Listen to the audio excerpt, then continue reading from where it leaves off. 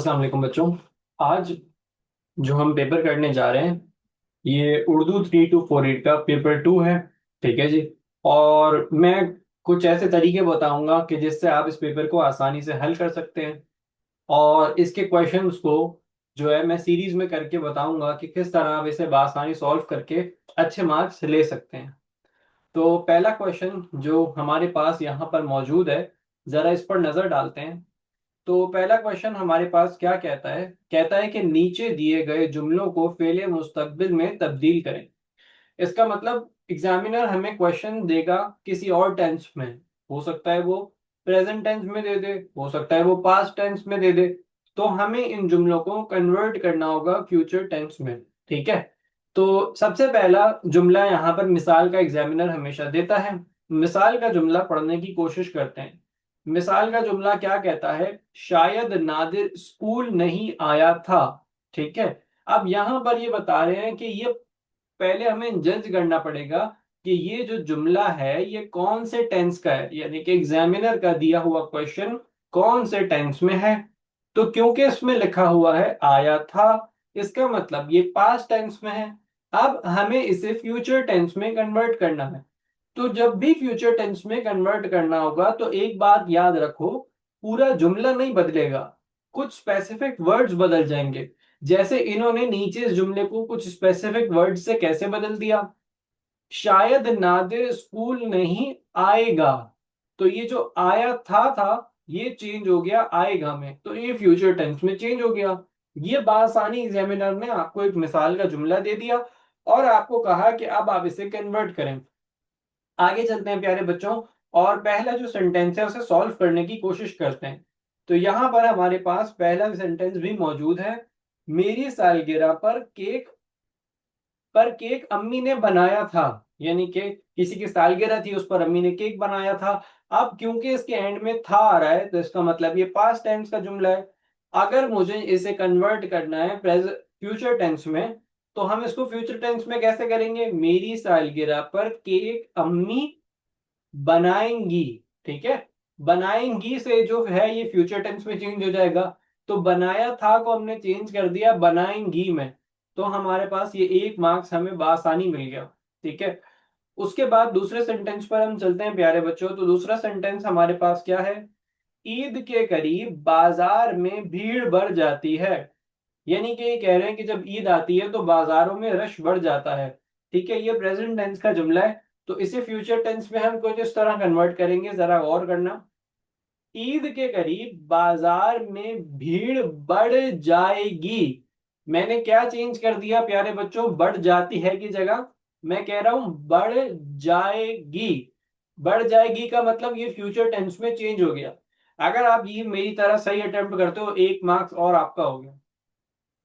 उसके बाद दूसरा जुमला है, मैं तुम्हारी ख्वाहिश के मुताबिक फातिमा से मिली। ठीक है। तो ये पास्ट टेंस का जुमला हो सकता है, इसको फ्यूचर में कैसे करेंगे?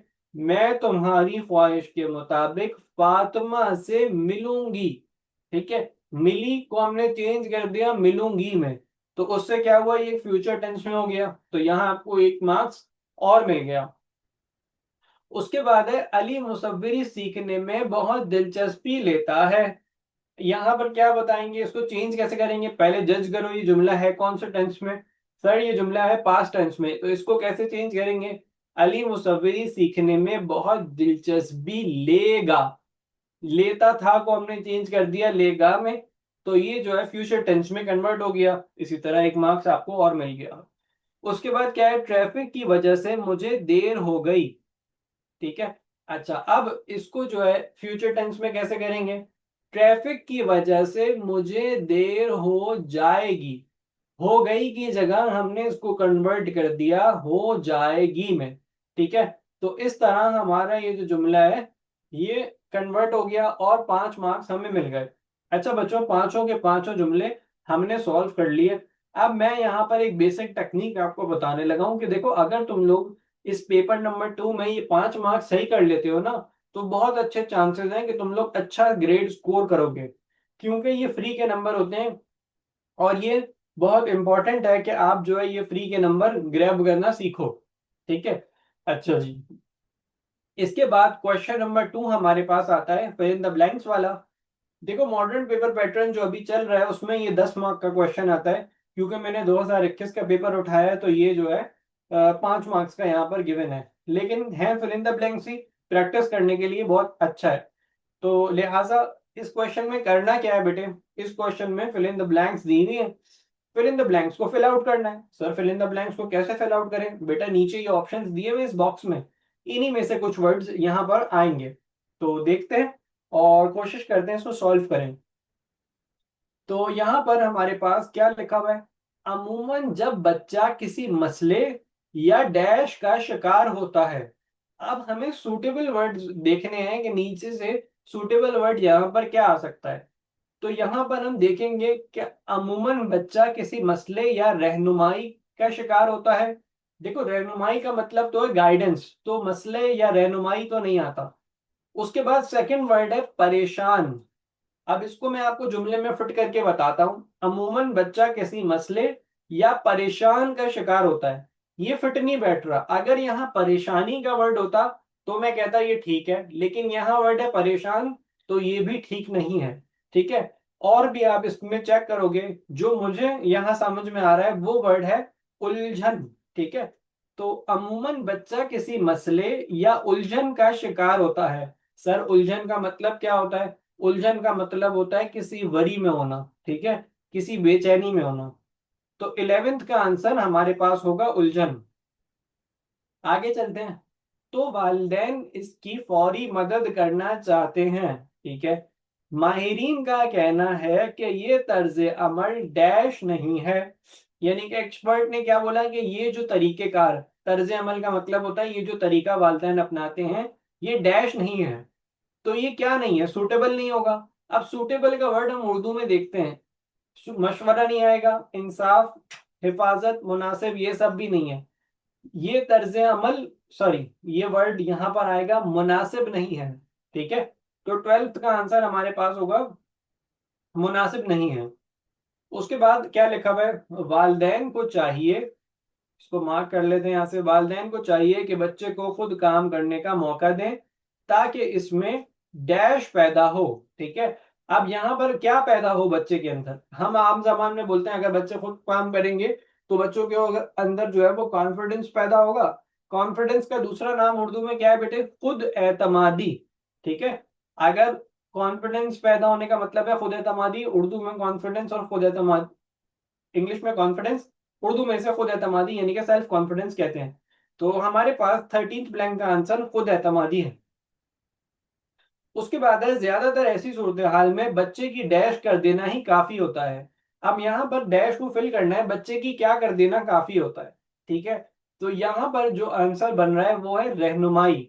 सर ये आपको कैसे पता लगा, देखो रहनुमाई का मतलब मैंने पहले भी बताया था, रहनुमाई का मतलब होता है गाइडेंस। तो यहाँ गाइडेंस के जुमरे में ही ये इस्तेमाल होता है कि बच्चे की गाइडेंस कर देना ही काफी होता है, बच्चे की रहनुमाई कर देना ही काफी होता है। तो ये जो 13th वाला है ये आपके पास रहनुमाई है। उसके बाद है ज्यादातर ऐसी सूरत हाल में बच्चे की डैश कर देना ही काफी होता है, 14th का रहनुमाई हो गया। ठीक है, हर काम में मदद करना या खुद करके देना बच्चे को वालिदैन पर मुस्तकिल डैश का आदी बना देता है।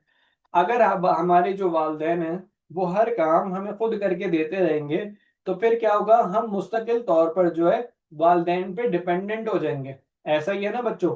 तो अगर डिपेंडेंट का हम उर्दू में वर्ड देखें तो डिपेंडेंट का उर्दू में वर्ड क्या आता है, इन्हेसार। ठीक है, तो यहाँ पर ये सेंटेंस को कंप्लीट कैसे करेंगे, 15th वाली ब्लैंक को हम इसको कंप्लीट कुछ इस तरह से करेंगे कि वालदेन पर मुस्तकिल इन्हिसार का आदी बना देता है, यानी कि बच्चे जो है वो वालदेन पर मुकम्मल जो है वो डिपेंडेंट हो जाते हैं।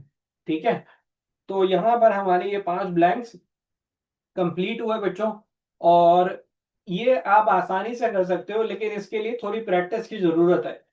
और मैं ये भी नहीं कहूंगा कि इसकी तुम फिल इन द ब्लैंक्स वाले क्वेश्चन की डायरेक्ट प्रैक्टिस करो, नो। सबसे पहले तुम उर्दू की रीडिंग अच्छी करो। जब तुम रीडिंग तुम्हारी अच्छी होगी तो तुम्हें खुद ब खुद ये सेंस बनने को आएगा। ये अगर मैं सॉल्व कर रहा हूँ ब्लाइंडली तो उसका मतलब ये है कि मैंने बहुत ज्यादा रीडिंग की हुई है। तो जो बच्चा बहुत ज्यादा रीडिंग करेगा वो इसको सॉल्व करने में कामयाब हो जाएगा। और रीडिंग में ये नहीं कह रहा कि इसके लिए अलग से तुम किताबें पढ़ो, इसका आसान हल ये है, तुम्हारे पेपर वन में जो पैसेजेस आते हैं तुम वही पढ़ोगे, तब भी तुम्हारा काम काफी आसान हो जाएगा। ठीक है।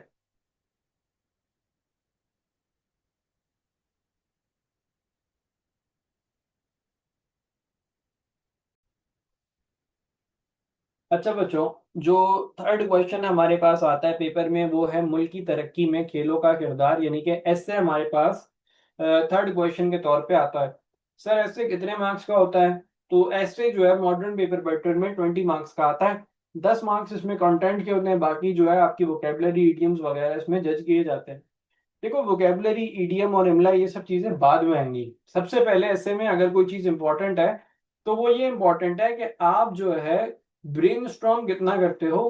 क्या आपको टॉपिक समझ में आ भी रहा है या टॉपिक ही समझ में नहीं आ रहा? ये बहुत ज्यादा मैटर करने वाली चीजें, और इसको जो है हम आज देखते हैं। तो सबसे पहले टॉपिक पर कुछ बात कर लेते हैं, मुल्क की तरक्की में खेलों का किरदार। यानी कि आपका जो भी कंट्री है, अगर वो तरक्की कर रहा है तो क्या कोई भी खेल उसमें कंट्रीब्यूट कर सकता है? इसका मतलब क्या हुआ? लेट्स से पाकिस्तान की क्रिकेट है, तो क्या मुल्क की तरक्की में क्रिकेट का कोई हाथ है? तो इस बात को हम जस्टिफाई करेंगे इस ऐसे के अंदर। ठीक है। तो सबसे पहले हमारे पास जो इसका पहला पॉइंटर है इसको जरा हम अच्छी तरह से देख लेते हैं। पहला पॉइंटर कहता है क्या? इनफरादी तौर पर खेलों के फायदे, यानी कि अगर कोई बंदा खेल खेलता है तो पर्सनली उसको क्या फायदे होंगे। याद रहे इनफरादी का मतलब क्या है, पर्सनली इस खेल के क्या फायदे होंगे। ठीक है। तो अब हम इनके फायदों को समझने की कोशिश करते हैं। सबसे पहले मैं इनिशियली बताऊंगा कि कितने सारे खेल मौजूद हैं, यानी कि मैं बताऊंगा कि cricket, hockey, football, chess, swimming और नेजा फेंकना, बहुत सारे खेल हमारे पास मौजूद हैं। और अलग अलग खेल जो है वो अलग अलग फायदा देता है। लेकिन कुछ खेल ऐसे भी होते हैं जो हमें यकसा फायदे देते हैं। जैसे सारे जो खेल हैं, कोई भी खेल हो वो हमें नज्म व जब्त सिखाएगा। नज्म व जब्त का मतलब क्या है बेटा? डिसिप्लिन। दूसरी चीज जो सारे खेल हमें सिखाएंगे वो ये सिखाएंगे कि हार को बर्दाश्त करना, और जीत में जो है जीत कर बहुत ज्यादा खुश ना हो जाना। और सबसे बड़ी चीज होती है, खेल हमें सिखाते हैं कि हम हार को बर्दाश्त कैसे करें और अपनी हार को जीत में कैसे बदलें। उसके बाद एक और जबरदस्त चीज जो हमें खेलों से मिलती है, सब खेलों से मिलती है, वो है कि सबके साथ काम करने का हमें तरीका आता है।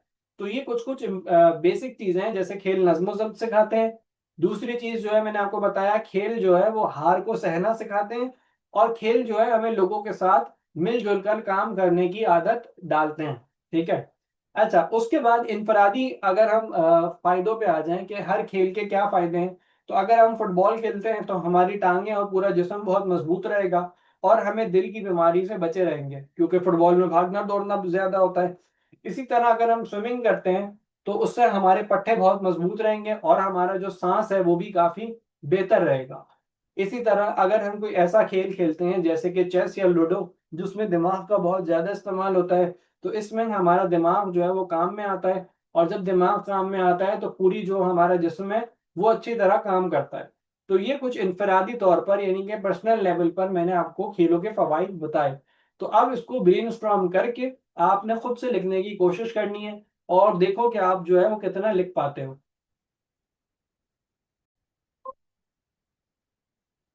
अच्छा बच्चों, तो आज जो हम ऐसे इसका सेकंड पॉइंटर डिस्कस करने जा रहे हैं। और सेकंड पॉइंटर क्या है, जरा इसको पहले समझ लेते हैं। सेकंड पॉइंटर यहाँ पर लिखा हुआ है कि कौमी यकजहती में खेलों का किरदार। यानी कि पहले इसको समझते हैं, कौमी यकजहती का मतलब क्या है। कि क्या नेशन जो है, क्या एक नेशन खेलों के जरिए यूनाइट हो सकती है? तो ये क्वेश्चन मार्क है। इसको मैं एग्जांपल देके इस तरह भी समझा सकता हूँ प्यारे बच्चों, कि क्या एक नेशन जो है जैसे पाकिस्तान है, क्या क्रिकेट इस नेशन को यूनाइट कर सकता है? या फुटबॉल जो है वो अमेरिका को यूनाइट कर सकती है? तो आप इसकी फेवर में भी जा सकते हो और अगेंस्ट भी जा सकते हो। मैं इसकी फेवर में जाऊंगा, और मैं इसको किस तरह बताऊंगा। मैं इसको इस तरह एक्सप्लेन करूंगा कि पाकिस्तान जो कि एक ऐसा मुल्क है जहां मुख्तलिफ जुबानें बोली जाती हैं और मुख्तलिफ सकाफतों से ताल्लुक़ रखने वाले मौजूद हैं, जैसे कि सिंधी, पंजाबी, बलोची और उर्दू बोलने वाले हजरात भी मौजूद हैं। लेकिन खेल ऐसी चीज है जो इनको एक कौम के तौर पर जोड़ देती है। और ये देखने को हमें तब मिलता है जब कोई आलमी मुकाबले में जब किसी भी आलमी मुकाबले में पाकिस्तान का मुकाबला हो भारत से, तो पूरी कौम चाहे वो कोई भी हो, वो पाकिस्तान को जो है वो पाकिस्तान की हिमायत में खड़ा हो जाता है। और उस वक्त सब अपनी नस्ल और रंग को भूल जाते हैं और मुल्क पाकिस्तान को जो है वो जितवाने की दौड़ में लग जाते हैं। तो इसका मतलब तो ये हो गया कि कौमी यकजहती में खेलों का किरदार बहुत ज्यादा मुस्बत है। उसके अलावा अगर सिर्फ जो है वो क्रिकेट ही नहीं, बल्कि जो बैन अवी मुकाबले होते हैं जैसे कि ओलंपिक, तो उसमें भी अगर कोई पाकिस्तानी या कोई भी मुल्क का शहरी जो है वो उसमें शरीक होता है, तो उस पूरा मुल्क जो है वो ये दुआ करता है कि वो खेल जीत जाए और इससे मुल्क का नाम रोशन हो। तो यहाँ पर मैं आसान जुबान में यही समझा रहा हूँ कि कोई भी खेल हो वो कौम को यकजा करने के लिए काफी होता है। जैसे कि मिसाल के तौर पे आजकल हम फुटबॉल वर्ल्ड कप देख रहे हैं, ठीक है। तो हर कौम जो है वो अपनी टीम को सपोर्ट कर रही है, ठीक है। और अगर कोई टीम वर्ल्ड कप जीत जाती है, जैसे कि जर्मनी जीत जाए, स्पेन जीत जाए, तो उनके मुल्क के अंदर जितने भी नफरतें हों वो सब नफरतें खत्म हो जाएंगी और एक खुशी का समा होगा, क्योंकि फुटबॉल जैसा खेल जो है वो कौम को यकजा कर देगा, ठीक है। तो इस तरह कुछ मिसालें यहाँ पर डालते हुए ये वाला आपने ऐसे का पॉइंटर लिखना है। और इमला अगर कुछ ना समझ में आए तो आप लोग मुझसे पूछ सकते हो। अच्छा बच्चों, हमारे पास इस पैसेज ये जो ऐसे है इसका तीसरा पॉइंटर क्या कहता है, जरा इसको सुन लेते हैं और समझ लेते हैं। तीसरा पॉइंटर हमारे पास कहता है कि बैनुल अक़वामी मुकाबलों की अहमियत। सर, बैनुल अक़वामी का मतलब क्या है? इंटरनेशनल। मुकाबलों का मतलब क्या है? कॉम्पिटिशन्स। तो ये कह रहे हैं कि इंटरनेशनल कॉम्पिटिशन्स की अहमियत क्या होती है, यानी कि क्या इंटरनेशनल कॉम्पिटिशन्स को हमको यकजा कर देते हैं या नहीं होते, या और भी कोई इंटरनेशनल कॉम्पिटिशन्स की हैसियत होती है या नहीं होती। तो सर, बैनुल अक़वामी मुकाबले होते क्या हैं? बेटा, वर्ल्ड कप चल रहा है फुटबॉल का, ये बैनुल अक़वामी मुकाबला है। वर्ल्ड कप चले क्रिकेट का, वो भी बैनुल अक़वामी मुकाबला है। जहां पर इंटरनेशनल टीम्स या इंटरनेशनल एथलीट्स आपस में एक दूसरे से मुकाबला करें, compete करें, वो बैनुल अक़वामी मुकाबला होता है, ठीक है। अब बैनुल अक़वामी मुकाबले की एक जबरदस्त और शानदार मिसाल हमें ओलंपिक्स भी मिलती है, जहां पर मुख्तलिफ खेल खेले जाते हैं और मुख्तलिफ खिलाड़ी अलग अलग मुल्कों से आते हैं वो खेल खेलने के लिए। ये तो मैंने आपको ये बताया कि बैनुल अक़वामी मुकाबला क्या होता है। अब सर, बैनुल अक़वामी मुकाबला यानी कि ओलंपिक जैसा कोई खेल हो रहा है या वर्ल्ड कप जैसा कोई खेल हो रहा है, तो इसका आपको फायदा क्या हो रहा है? तो देखो, सबसे पहला तो फायदा ये होता है कि अगर कोई भी बैनुल अक़वामी मुकाबला चल रहा है, तो पूरी जो कौम होती है वो अपनी टीम को सपोर्ट करती है या अपनी टीम के साथ होती है, ठीक है। और इससे हर कौम यकजा रहती है। दूसरा फायदा क्या होता है? अगर बैनुल अक़वामी मुकाबलों को फरोग दिया जाए, ज्यादा से ज्यादा इंटरनेशनल कॉम्पिटिशन्स हो, तो ये जो खिलाड़ी हैं ये अपनी तैयारी में बहुत ज्यादा जोर लगाएंगे और अच्छी तैयारी करेंगे। और अगर इंटरनेशनल कंपटीशन होंगे, खिलाड़ी अपनी तैयारी करेंगे, तो हमारे मुल्क में एक मुस्बत रुझान पैदा होगा। सर, मुस्बत रुझान का मतलब क्या होता है? मुस्बत रुझान का मतलब है एक पॉजिटिव चेंज आएगा और लोग जो है वो खेलों की तरफ रागिब होंगे। आजकल माहौल उल्टा चल पड़ा है, लोग उल्टे सीधे कामों की तरफ भाग रहे हैं, कोई नशे की तरफ भाग रहा है, कोई गलत काम की तरफ भाग रहा है, क्योंकि हमारे पास खेलों की कमी है और हमारे पास जो है इंटरनेशनल कॉम्पिटिशन्स कम हो गए हैं। तो अगर बैनुल अवी इंटरनेशनल कॉम्पिटिशन्स होते हैं तो एथलीट्स ट्रेनिंग करेंगे और जो हमारे नौजवान बच्चे हैं वो भी ड्रीम करेंगे कि किसी दिन मैं स्विमिंग में जाके अपने आप को ओलंपिक में रिप्रेजेंट करूं अपने मुल्क को। कोई बोलेगा कि मैं जो है वो क्रिकेट में जाके रिप्रेजेंट करूं। तो इससे जो नौजवान है उनके अंदर मुस्बत तब्दीली आएगी और वो अच्छी जो है एक्टिविटीज में या अच्छे कामों में मशरूफ हो जाएंगे तो माशरे से काफी हद तक बुराई भी खत्म हो जाएगी और हमारा जो मुआशरा है वो सेहतमंद हो जाएगा।